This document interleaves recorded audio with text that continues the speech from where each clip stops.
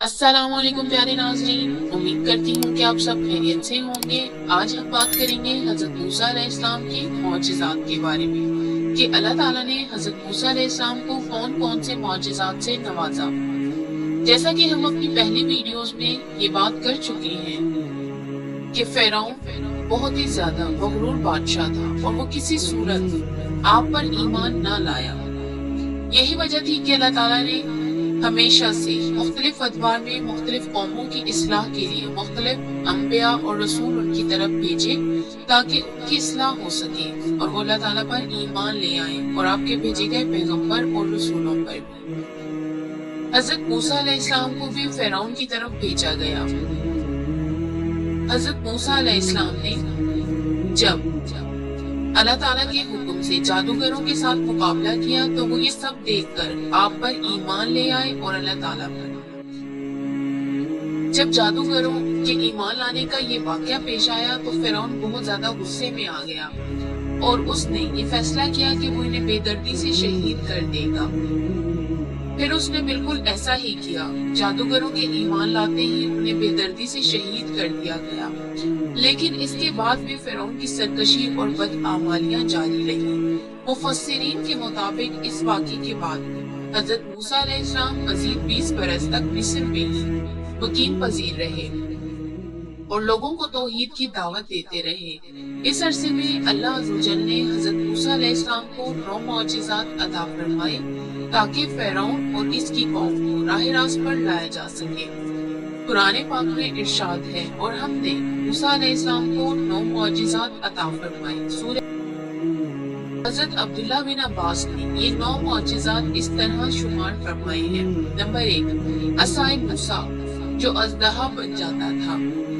Number 2, यदे बेजान जो गिरेबान में डालकर निकालने से हाथ चमकने लगता था। नंबर 3, आपकी जबान में लुकनत थी जो दूर कर दी गई। नंबर 4, बनी इस्राइल के दरिया पार करने के लिए दरिया को फाड़ कर इसके 2 हिस्से कर दिए और रास्ता बना दिया। नंबर 5, टिड्डी दल का आज़ाब गैर मामूली सूरत में भेजा गया। नंबर 6, तूफान भेजा गया।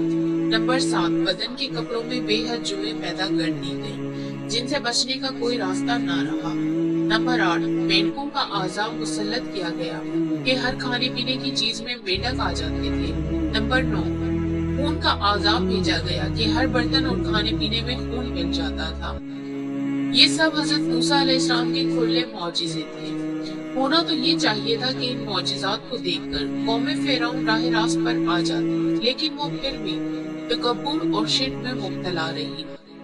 कुरान करीम में अल्लाह ताला फरमाते हैं, फिर हमने उन पर तूफान भेजा और टिड्डियां और घुन का कीड़ा और मेंढक और सूरह अल आराफ आयत नंबर 133। इस आयत में कौम फिरौन पर मुसल्लत होने वाले 5 किस्म के अज़ाबों का जिक्र है। हजरत अब्दुल्ला बिन अब्बास रज़ियल्लाहु ताला अन्हु की तफसीर के मुताबिक इनमें से हर अज़ाब एक मुअय्यन वक्त तक रहा और फिर वो रफा हो जाता और कुछ मोहलत दी जाती। इसके बाद दूसरा और फिर तीसरा अज़ाब अलग अलग वक्तों में आया। इब्ने मंजर ने हजरत अब्दुल्ला बिन अब्बास की रिवायत से ये नकल किया है कि इनमें से हर अज़ाब कौम फिरौन पर 7 रोज तक मुसल्लत रहा। हफ्ते के दिन शुरू होकर दूसरे हफ्ते के दिन रफा हो जाता और फिर 3 हफ्ते की मोहलत इनको दी जाती ताकि वो हिदायत हासिल कर सके। इमाम बहवी ने ये रिवायत इब्ने अब्बास रज़ियल्लाहु ताला अन्हु से नकल किया है कि जब पहली मर्तबा कौम फिरौन पर कहत का आज़ाब मुसल्लत हुआ तो हजरत मूसा अलैहिस्सलाम की दुआ से वो दूर हो गया, मगर ये लोग सरकशी से बाज न आए। प्लीज ये कि हजरत मूसा अलैहिस्सलाम ने दुआ की, ऐ मेरे परवरदिगार, ये ऐसे सरकश लोग हैं कि आज़ाबे कहत से भी मुतासिर न हुए और मुआहिदा करके उससे भी फिर गए। अब इन पर कोई ऐसा आज़ाब मुसल्लत फरमा दीजिए जो इनके लिए दर्दनाक हो और हमारी कौम के लिए बाज और बाद में आने वालों के लिए दर्से इबरत बने। तो अल्लाह ताला ने इन पर तूफान का अजाब भेज दिया। कौम फिरौन के घरों और जमीनों को पानी के तूफान ने तबाह बर्बाद कर दिया, जबकि बनी इस्राइल के मकानात और जमीनें इस पानी के तूफान से महफूज रही। इस तूफान से घबराकर कौम फिरौन ने हजरत मूसा अलैहिस्सलाम से ये इल्तिजा की کہ اپنے پروردگار سے دعا کیجیے کہ یہ عذاب ہم سے دور فرما دے، تو ہم آپ پر ایمان لے آئیں گے اور بنی اسرائیل کو بھی آزاد کر دیں گے۔ حضرت موسیٰ علیہ السلام کی دعا سے عذاب تو دور ہو گیا اور ان کی کھیتیاں پہلے سے بھی زیادہ ہری بھری ہو گئی، تو وہ کہنے لگے در حقیقت یہ طوفان کوئی عذاب نہیں تھا، بلکہ یہ تو ہمارے فائدے کے لیے آیا تھا، جس کا نتیجہ ہم پر یہ نکلا کہ ہماری زمینوں کی پیداوار اور بڑھ گئی۔ اس لیے حضرت موسیٰ علیہ السلام کا اس میں کچھ دخل نہیں، یعنی کہ آپ کا اس میں کوئی معجزہ نہیں۔ اور یہ کہہ کر سب عہد و پیمان نظر انداز کر دیے گئے۔ یہ لوگ 1 مہینہ امن و عافیت میں رہے۔ اللہ نے ان کو غور و فکر کی مہلت دی، لیکن انہیں ہوش نہ آیا، اور پھر ان پر دوسرا عذاب جو کہ ٹڈیوں کی صورت میں تھا وہ مسلط کر دیا گیا۔ ٹڈی دل نے ان کی ساری کھیتوں اور باغوں کو کھا لی ہے کہ لکڑی کے دروازوں، چھتوں اور گھریلو ساز و سامان تک وہ ٹڈیاں کھا گئیں۔ اس عذاب کے وقت بھی حضرت موسیٰ علیہ السلام کا یہ معجزہ سامنے تھا کہ یہ ساری ٹڈیاں صرف قبطی یعنی کہ قوم فرعون کے باغوں، کھیتوں اور گھروں پر چھائی ہوئی تھی، جبکہ بنی اسرائیل کے مکانات، زمینیں اور باغات ان سے محفوظ تھے۔ قوم فرعون اس سب سے چلا اٹھی اور حضرت موسیٰ علیہ السلام سے درخواست کی کہ اگر آپ اللہ تعالیٰ سے دعا کر دیں کہ یہ عذاب ہٹ جائے تو ہم پختہ وعدہ کرتے ہیں کہ ایمان لے آئیں گے اور بنی اسرائیل کو بھی آزاد کر دیں گے۔ حضرت موسیٰ علیہ السلام نے پھر دعا کی اور یہ عذاب بھی ہٹ گیا، مگر عذاب ہٹنے کے بعد انہوں نے دیکھا کہ ان کے پاس اب بھی غلے کا اتنا ذخیرہ موجود ہے کہ وہ سال بھر آرام سے کھا سکتے ہیں۔ تو پھر وہ سرکشی پر اتر آئے اور عہد شکنی پر آمادہ ہو گئے، ایمان نہ لائے اور نہ ہی بنی اسرائیل کو آزاد کیا۔ 1 مہینہ پھر اللہ تعالیٰ نے ان کو مہلت دی۔ اس مہلت کے بعد تیسرا عذاب کمل کا مسلط ہوا۔ کمل اس جوں کے لیے بھی بولا جاتا ہے جو انسان کے بالوں اور کپڑوں میں پیدا ہو جاتی ہے، اور اس کیڑے کو بھی کہتے ہیں جو غلے میں لگ جاتا ہے، جسے گھن بھی کہتے ہیں۔ کمل کا یہ عذاب ممکن ہے کہ دونوں اقسام کے کیڑوں پر مشتمل کہ غلوں میں گھن لگ گیا ہو اور انسانوں کے بدن اور کپڑوں میں جوؤں کا طوفان امڑ آیا ہو۔ اس گھن نے ایسا کر دیا کہ 10 سیر گیہوں پیسنے کے لیے نکالتے تو اس میں سے صرف 3 سیر آٹا بھی نہ نکلتا، اور جوؤں نے ان کے بال، پلکیں اور بھویں تک کھا لی۔ آخر ایک بار پھر قوم فرعون بلبلا اٹھی اور حضرت موسیٰ علیہ السلام سے یہ فریاد کی کہ اب کی مرتبہ ہم ہرگز بھی اپنے وعدے سے نہ پھریں گے۔ آپ علیہ السلام ہمارے حق میں اللہ تعالیٰ سے دعا کریں۔ حضرت موسیٰ علیہ السلام کی دعا سے یہ عذاب بھی ٹل گیا، مگر وہ کہاں عہد پورا کرنے والے تھے۔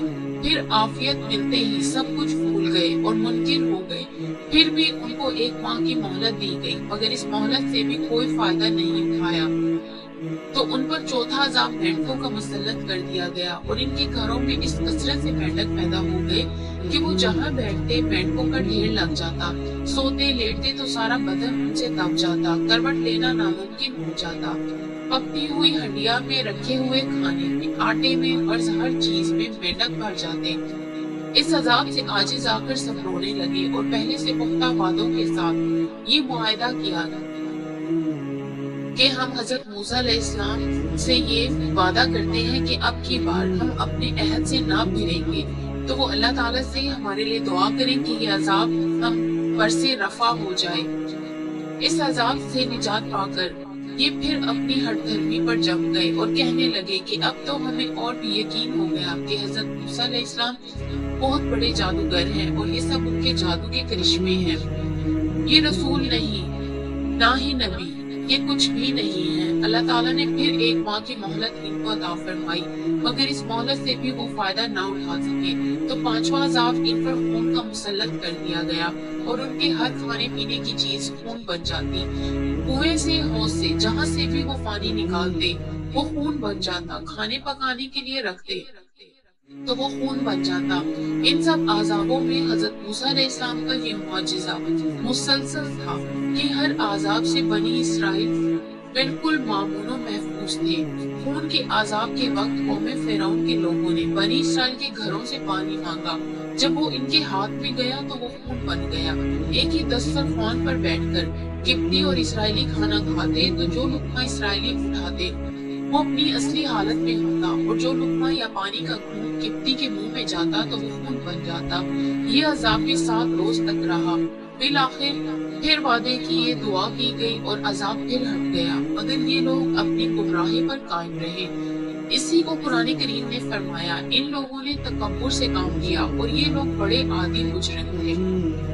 बाद की आयत में रिजस के नाम से एक छठे अजाब का जिक्र आया है। ये लफ्ज अक्सर ताउन के लिए बोला जाता है और चेचक वगैरह के लिए, जैसे वबाई अमराज के लिए भी इस्तेमाल होता है। तफसीरी रिवायात में है कि इन लोगों पर ताउन की वबा मुसल्लत कर दी गई, जिसमें इनके 70,000 आदमी हलाक हुए।